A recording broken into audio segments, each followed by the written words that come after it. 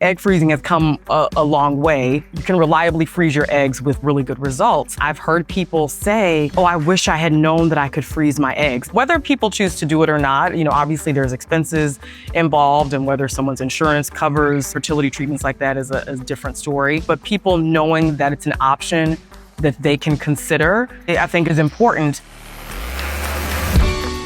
What do you think the medical establishment has gotten wrong about women's hormones? I think in general, there have been a lack of studies and data on women as a whole. If you look historically, a lot of data and studies were collected on men.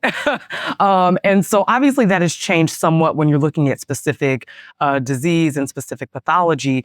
But I think when it comes to women's hormones, when you're looking at menopause and all of those different life transitions, I think it's something that could be a lot more well studied specifically. And you do have data like from the WHO, back, several decades ago, but even that data had to be reinterpreted because it got kind of everybody up in everyone's panties up in a bunch not too long ago in terms of HRT or hormone replacement therapy. And so I think looking a little bit more closely from a more modern perspective at women's hormones, at change of life transitions, whether that's from perimenopause to menopause, whether that's from the reproductive years to perimenopause, and then ultimately menopause, I think would do some good. And then I think just overall, this is one of my mantras in general, is education is empowerment. I think the medical establishment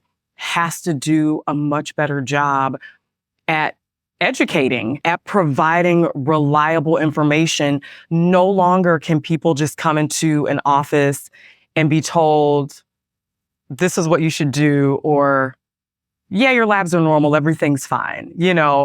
People are looking for more reliable, high quality data and high quality information for that matter. And I think along those lines, we have to really start educating at an earlier age, younger girls and young women, about what their bodies are actually doing, what they're going through, what these hormonal changes are, what they mean. Because otherwise, you kind of get lost in the sauce, and you're not sure if what you're experiencing is normal or not.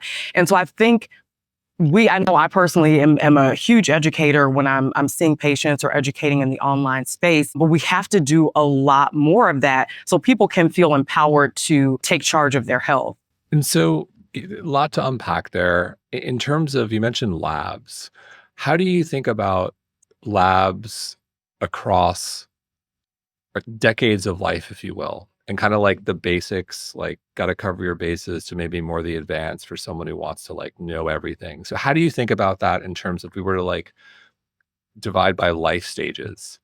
So, someone in their, 20s, 30s, 40s, 50s, maybe by decade, or how would you think about that? What every woman should do in their 20s, cover the bases, more advanced, and then 30s, 40s and beyond?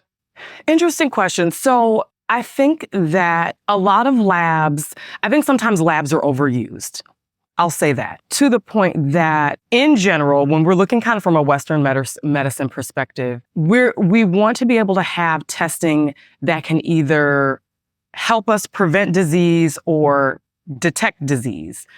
And sometimes just doing a big panel of lab work is it'll give you information, but we have to determine, what does that information do? And a lot of times it just gives us data that won't always help prevent or detect disease. And so I personally think we have to look at it from a standpoint of, is someone experiencing something that we can either alter by treating and or prevent?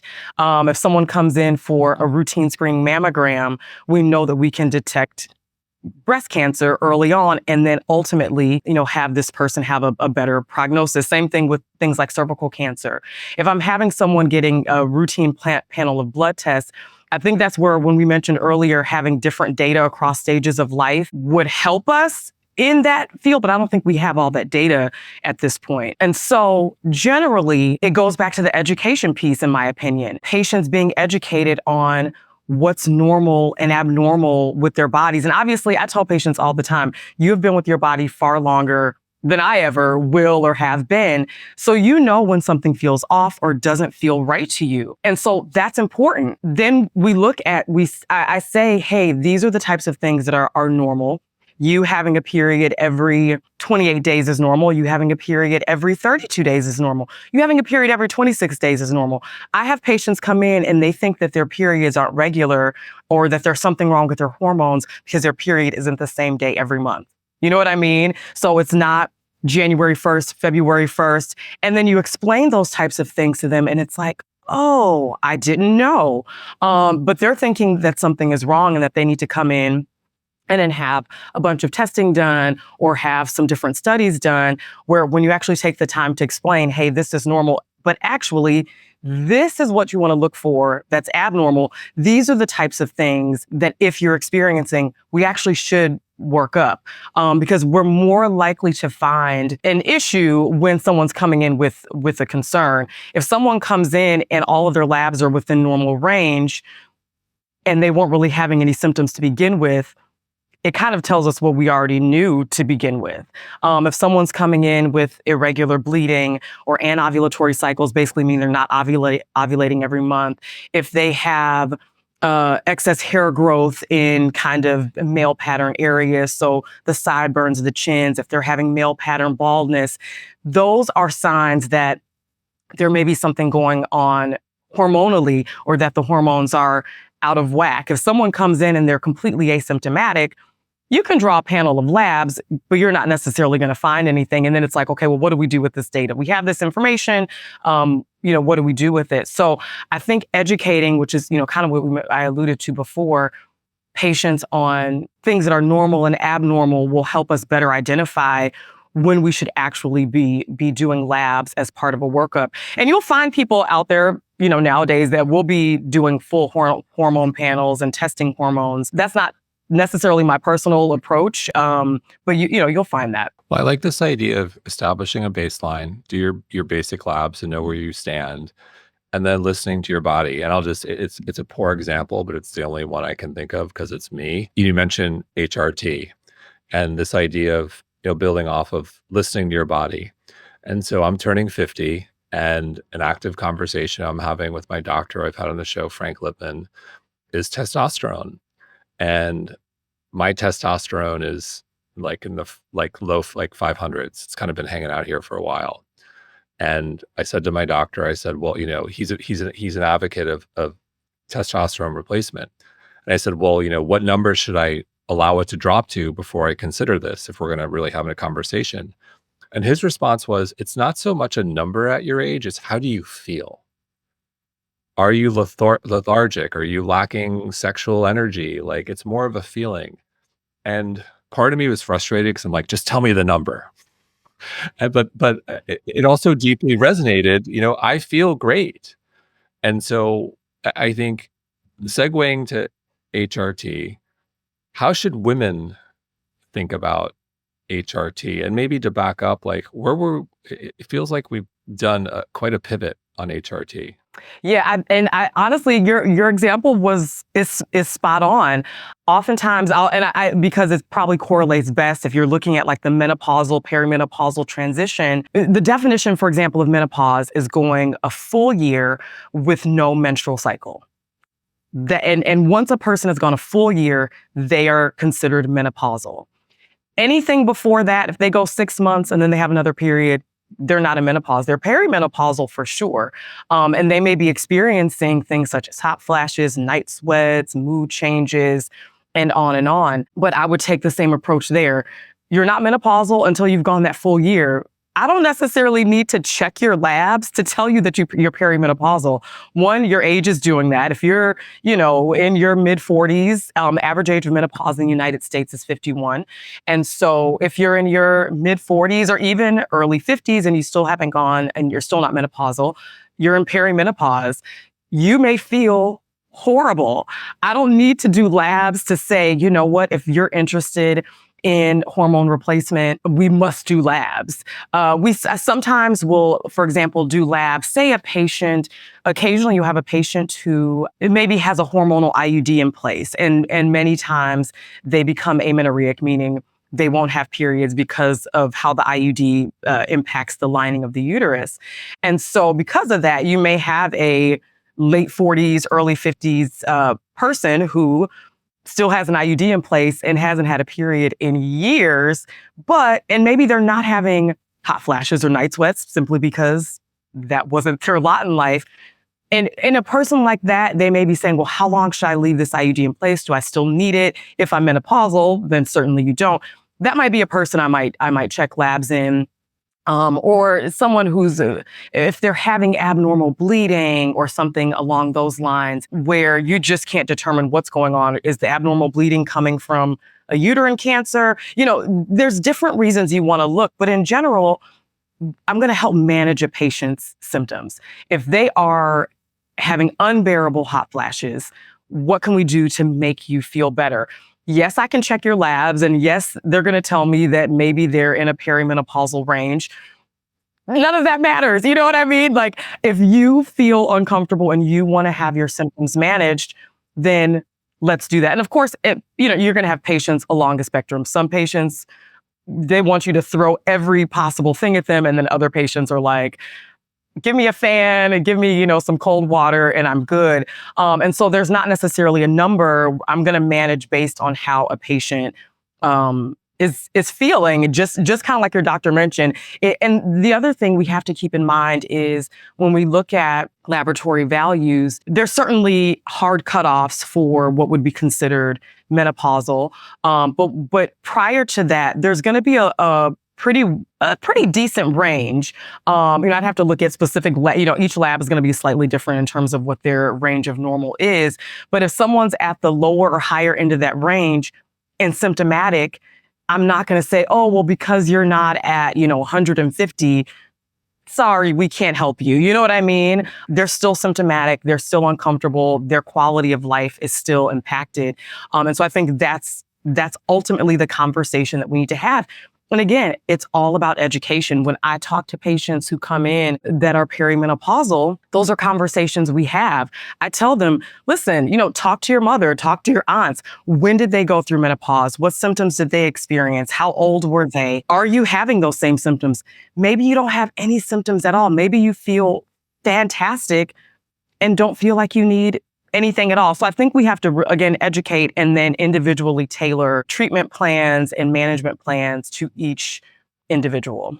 So you mentioned IUDs, and this circles back to, I think, where we started from, like the medical establishment and what's changed. And my understanding of IUDs is they've been around for like over 100 years, but it's only recently that they've kind of become popular. And I saw a recent stat, I think it's 13% of women 15 to 49 now have IUDs. So can we spend a moment talking about IUDs, why they're becoming more popular, and how should one think about considering an IUD? Fantastic question. So I think generally, IUDs have a very low failure rate. They basically are the equivalent of having a tubal ligation or permanent sterilization for a woman. And it's considered what we call a LARC, a long-acting, a reversible contraceptive. So it takes the day-to-day out of it.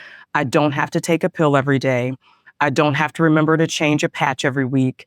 I don't have to remember to insert and remove a ring every 3 weeks. And obviously, again, this is where you individually tailor a plan for each person. And no form of contraception is one size fits all. But also, with the IUDs, they can, last anywhere from, if you want it in for a year, or if you want it in up to 8 years, depending on the type of IUD that you have in, or that you get. So they're very effective. They're long acting. You take the user out of it. You take oh my God, I forgot to take my birth control pills, or I forgot to get my refill at the pharmacy. And so I think that's very attractive for people to have an option where they can just It gets inserted one time. If it's working really well for them and they want to continue that method, they can have it removed and another one inserted the same day.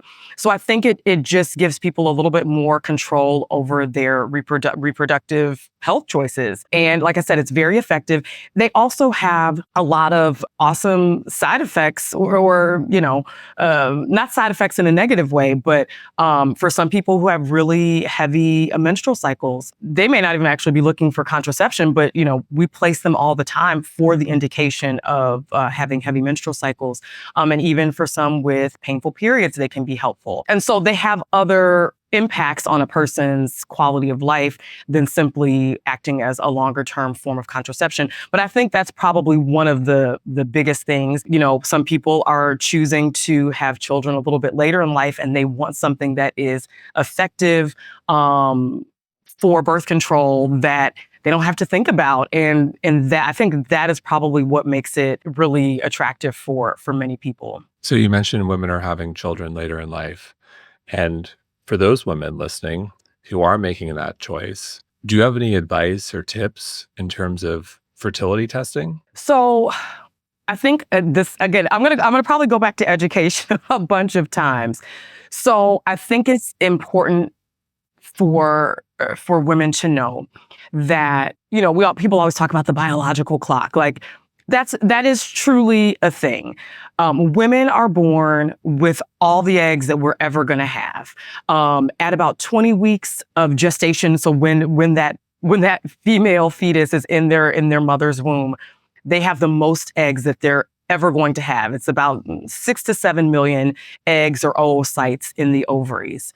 Once they're born, that drops to like 1 to 2 million. Once a woman gets to menopause, so I mentioned earlier the average age is 51, you're down to 1,000. So you've gone from 6 to 7 million, in utero down to 1,000 over the course of your life. And so we have to keep that in mind, that the actual number of eggs in the ovaries is declining, and that absolutely can impact one's ability to conceive. And also, as I mentioned, because we have the number of eggs that we're going to have, we don't get a new supply. There's not they're not getting, restored, or we don't get a new supply of oocytes. And so egg quality also decreases as we get older. And that decline can start around like age 32, but can dramatically decrease around age 37. And so I think, we have to have realistic conversations and expectations that these changes do occur. Can you have someone that spontaneously conceives when they're 43, 44 with no issues or no pregnancy complications? Sure. It's a lot less likely. And so I think we just have to have those conversations. When you're looking specifically at fertility or infertility, we are looking at kind of another issue of time. Kind of like menopause with infertility. Let's say we have a couple who has been trying to conceive for a year with no success. We would consider that to be a diagnosis of infertility. If a woman is over the age of 35, that time frame drops to 6 months. If that woman is, say, over age 40, there's even less time, because again, we just mentioned the age-related decline. And so time is of the essence. Does someone need to do like a full infertility panel of testing? Not necessarily. I would say unless they have been deemed infertile. If someone is 32 and not trying to conceive, do they necessarily need a full panel of testing? Probably not. If they go out and they try and conceive for a year and they don't, sure, that lets us know if they're infertile or not. Jason Walkup here, founder and co-CEO of mindbodygreen and the host of the mindbodygreen podcast. Please subscribe. You'll never miss a show and you won't regret it. And I want to interject for 1 second. One watch out. A PSA is, if you're going through this process, make sure the man is tested, because men contribute to, I think, 30% of fertility problems. And I've talked about this. It's in our book. I was the problem in our fertility journey, which ultimately had a happy ending. But problem, like, doctor never thought, like, let's test the guy. Let's see what's going on here. And then and that's a real like, okay, if things aren't working, like let's go to the guy maybe a bit quicker. Rule that out. 30% is a lot. Yeah. No, absolutely. So as part of any routine infertility or fertility evaluation, again, if we's a heterosexual couple, once they come in and we've determined, okay, they've tried for a year, they haven't been able to conceive, like the man's evaluation should be on the table. It shouldn't be, well, let's see if what's going on with her. And then no. Because certainly, now the workup for the man is typically a little bit less, like they're doing a semen analysis, and certainly they can do a full physical to be evaluated for. I'm like, it's a walk in the park for a guy. It is for diabetes, high blood, you can do some routine screening exams, but women, the types of testing they're doing is typically involves blood work or lab work. They may undergo an ultrasound or like a saline sonogram, which is when we fill the uterus with a saline solution to look for any polyps or fibroids. Sometimes you can see if the tubes are open there. Sometimes they're doing something called a hysterosalpingogram, which is a test that's done usually in the radiology department where a dye gets injected into the uterus. And we basically are looking to see if the tubes are patent or open, if that dye is spilling out. And if not, then we know that the tubes are blocked, and that could very well be the source of infertility. Some infertility is unexplained, meaning the woman has her testing and everything is normal. The man has his testing and everything is normal. And it's simply, there's no explanation for it. But we should absolutely be testing the male partner in this. Like they should not be on the back burner, waiting, because it could certainly be them. And again, that all goes back to the education piece. I think, unfortunately, with our society, a lot of fertility issues or concerns fall on women, and then there's shame and there's stigma and there's all of these things that there just doesn't need to be. But if we say up front, hey, this could be female infertility, male infertility, or it could be unexplained, then people are like, oh, okay. And there should be no shame in any of that, because nowadays with the advances in technology and ART or artificial reproductive technology, aka IVF or, things like that, there's so many options. So, I think, again, when we can educate, remove the shame, remove the stigma, get down to the heart of the matter, determine what's going on, and then look for, an appropriate solution, whether it's, male, female, or unexplained. Yeah, just to, I'll share. So my wife went through so much in our first year of trying through IVF, like went through the ringer. And then they get to me. Because finally, like a year, it went way too long. And so I did biologic, like I had azoospermia, or I have azoospermia, and I don't have any of the genetic mutation, like genetics, it wasn't a fit. It turns out it was a blockage. So they determined I had a physical blockage somewhere in the area of the testes. Like to this day, it's a little bit of unknown. And so they did a surgery to essentially cut open my testicles and extract the sperm. And it was like very much unknown. It was very stressful. Like, is there anything there or not? We don't know, because whatever was coming out had no sperm. So it turns out tons of sperm, gold rush, but I had to do this surgery and it worked. And we blessed with two beautiful, healthy kids. And the surgery was not a walk in the park either. I can say that. The recovery was a little bit tough, but it took like a year, all that my wife went through. And it's just like, and like we're educated, we ask questions, and like we didn't even, no one asked. And one of the reasons why we shared our story is like north of 30% of fertility issues are men. And like this goes back to the first question. It's like, there are two people involved here. And so like, it's bigger than the female. And that's our PSA. If there's a man involved in this quote unquote process, let's take a look sooner. Yes, I'm here for the PSA. But to your other point in question, I think in terms of what can people do, I think again nowadays there are lots of options. So outside of, if you want to call it the old fashioned way and, determining if, if one can conceive, a lot of people now are doing egg freezing. So, that person who has said, I don't know if I want children, or I just don't want children now, they have the option to say, I want to freeze my eggs at age 25 or 30, because again, I talked about the age-related decline in one, number of eggs, and two, quality of eggs. And so, there are many women that are opting for egg freezing. There are some couples who are using egg donation, sperm donation.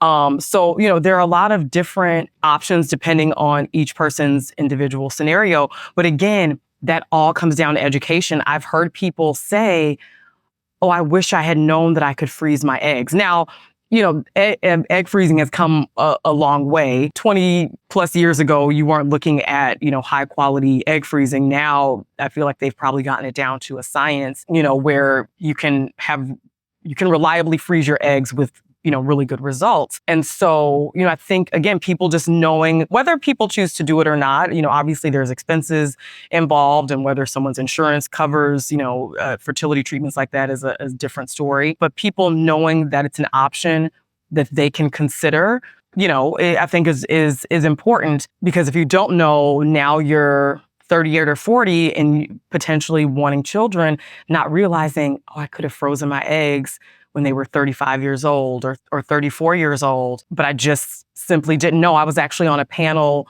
maybe about a year ago or so, and someone said that exact thing. They just said, I just didn't know that this was an option for me. And so they felt like they had kind of missed out on that opportunity. So I think, again, having conversations like this, just opening up that awareness, it can be very helpful, for people, on that journey to conceive, or even just having an inkling of, I may want to do this. Again, it's not for everybody. It's not that it's something that must be done, but just knowing that the option is available, I think, is important. It's an option for men too, because doesn't men's sperm quality decrease with age? It does.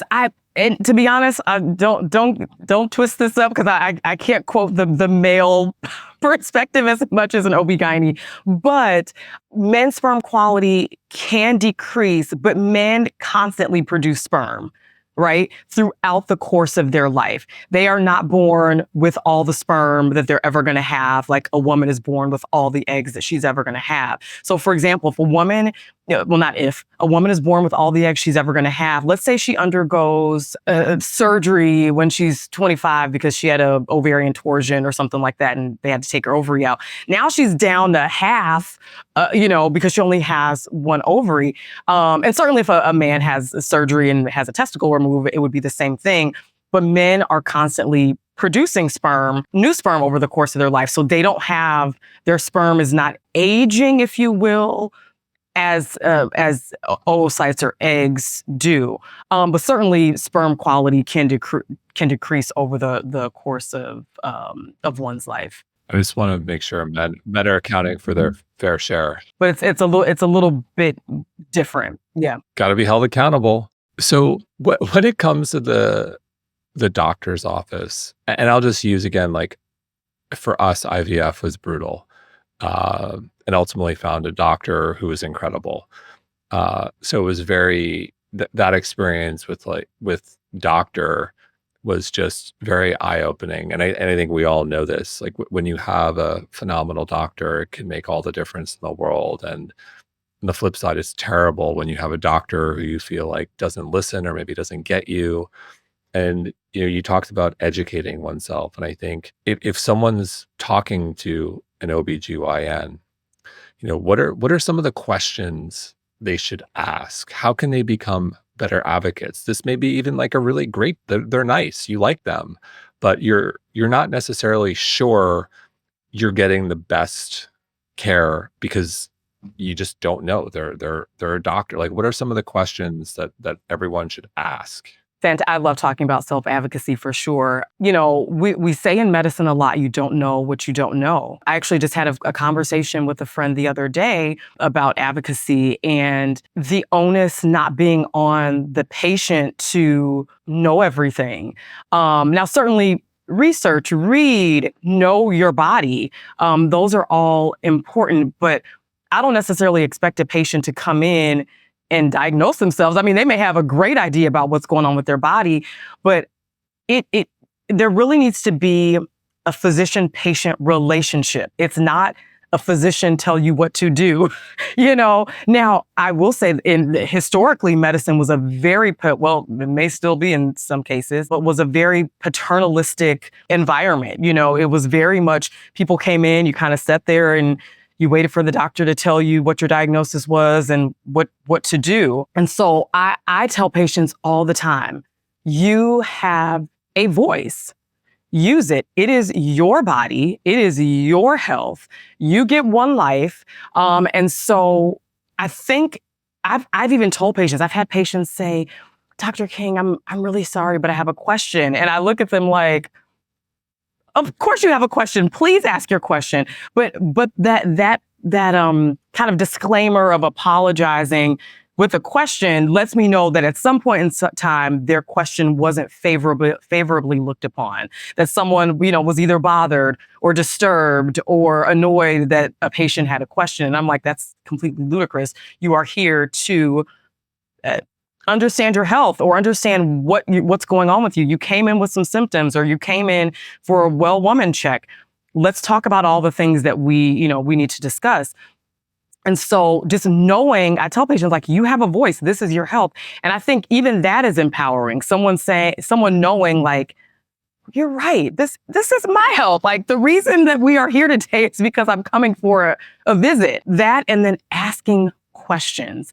Again, some people feel like they're there I've had patients just like, oh yeah, I'll just do whatever the doctor tells me. And I'm like, I mean, that's fine, but is it? Like, maybe you should ask some questions.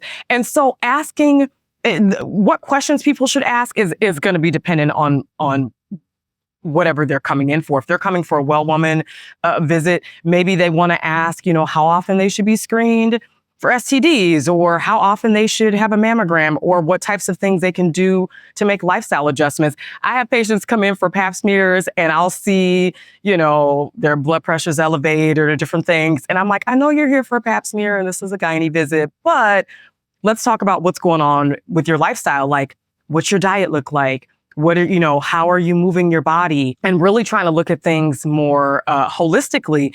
But, again, those questions are going to vary. But I think the biggest thing is knowing you can you should ask questions.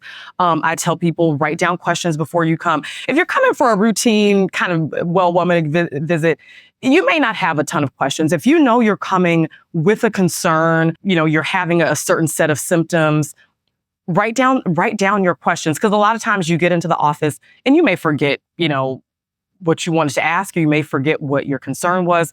Write your questions down. Bring someone with you, another set of listening ears, someone you know and trust, because sometimes, especially if a diagnosis is being given or lots of information is being provided, you may not retain or remember it all. Get a second opinion.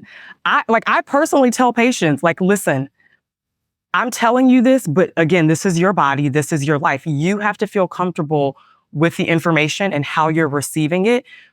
Get a second opinion. And I sometimes say, they may tell you something very similar to what I've said, but for you, it may be reassuring that another person has given you similar information. It may make you feel more comfortable with the plan that's being discussed, but you don't have to just take what I'm saying, at face value and go forth, because again, this is your life, this is your body, and you get one.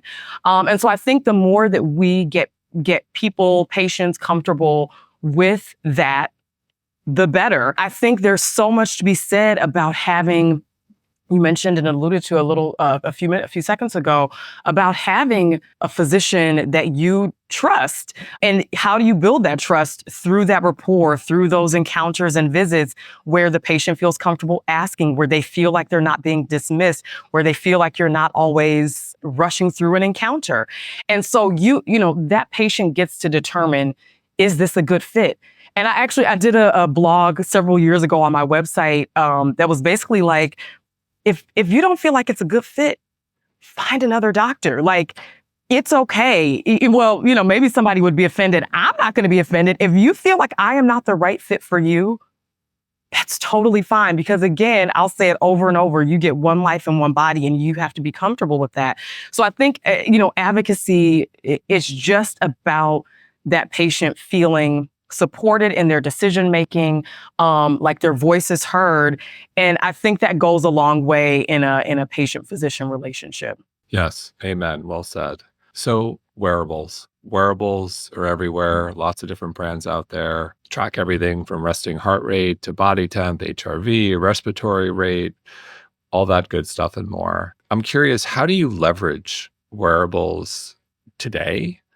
And what do you think the future holds if you could wave your crystal ball? Like, where do you think they might go in terms of helping us with hormone health? Today, I think there's several wearables on the market that help to provide, especially in the women's health space, help to provide a lot of context about what's happening with our bodies. You have some that can help track cycles, basal body temperature, and that's actually a really great option for someone who is trying to conceive and they're trying to find out when they're ovulating. They can help you track symptoms when you are menopausal, and so I think there are a lot of options for people nowadays. I think a lot of people tend to, these days more than not, with all the technology that we have, tend to be very data driven, and having that information readily available is something that people can use to determine how they can adjust their lifestyle. Even there are certain wearables that can help once you have kind of been able to track your cycle, you can determine if you're in the follicular phase of your cycle or the luteal phase, and how that can impact how you should work out. And so again, I think all of that, for some people are not interested at all. They're like, I don't care what this wearable is telling me. I'm just going to do what works for me. And that's fine. But for those that are interested, I think they can be beneficial. I don't know. In the future, I suppose with enough studies and enough data collection, we may be able to better correlate data that comes from a wearable with actual, say, hormonal changes. But I mean, obviously that'll require a lot of studies, because you'll have to look at, okay, what is this wearable telling me? What is the heart rate? What is the respiratory rate? What is the basal body temperature at this particular time? And then correlate that with actual lab values, so that it would take a lot of studies and data correlation and things like that. But I mean, theoretically, that's something that could happen, where you could then use your wearable to determine, potentially what your lab values are. Now, again, I don't know how far away that is. It's not something I'm actively working on or studying, but I think, there's always the potential for those things to happen. Will we need labs in the future?